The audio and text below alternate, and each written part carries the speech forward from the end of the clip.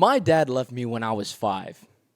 Did that make you uncomfortable? You see, you didn't click on this video to hear about my personal life. The most you ever want from me is to yap and flood the screen with brain rot. Most people online don't understand that treating social media like a personal journal is not a healthy way to cope. Because the internet is not a therapist, it's an audience. And audiences don't respond the way you think they do. Privacy is basically gone. People will post anything nowadays. What they ate for breakfast, how their day's going, who broke their heart that morning, every little detail leading up to the minute they press post. There's a psychological reason why oversharing feels so necessary. Your brain genuinely overestimates how much other people are thinking about you. And major spoiler warning, if you didn't know, they really aren't. What I'm basically trying to say is that most of the internet does not care. If you're talking to your close friends, maybe in a private story or a group chat, oversharing in those settings makes sense. But when you post,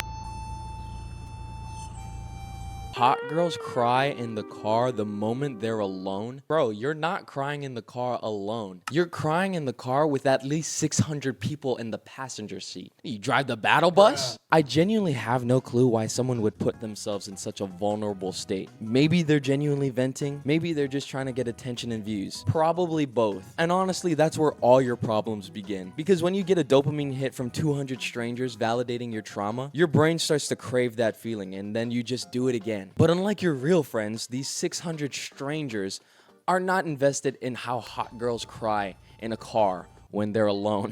They're simply just gonna scroll away unless you post something genuinely asinine. Then you will get attention, just not the attention that makes you feel good. I am processing the most triggering breakup I've had in 9 years. Look, I get why it happens. For a lot of people, social media feels like an extension of themselves. Kind of like a lens to their life. Like it's honestly a part of their personality. So naturally, their real and online lives start to blend into one. They start treating the internet like it's their personal space. This is the same thing I was talking about in my main character video. Like everything feels like it revolves around you, when it doesn't. Not all oversharing is the same. There's one type where they're just genuinely venting. Their day doesn't go as well as they wanted, and they talk about it without going into full detail, and they move on. And I respect people who have dignity in themselves and they don't share everything, just the parts that people want to hear. Then there's the other type. These people genuinely turn the camera on and they're just like, they genuinely hit you with unlimited void, spewing every single detail and piece of information they have crammed in their brain. Talking about their day like a football commentator, hitting you with the play-by-play. And his ability to suck in these balls. The worst part is that they usually feel better after hitting post, like they smoked a pack of cigarettes on a summer afternoon. The release feels like relief, but it's far from closure. Okay, here's the deal. This is not a diary, it's a journal. You know what you can do instead?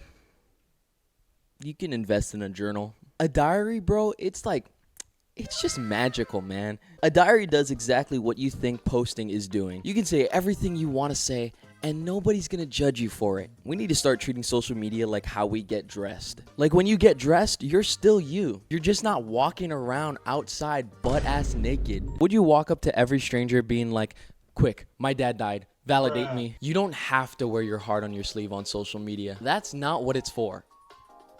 That's what therapy is for. There's a difference between being authentic and telling the internet everything. Like, bro, just tell me your favorite color.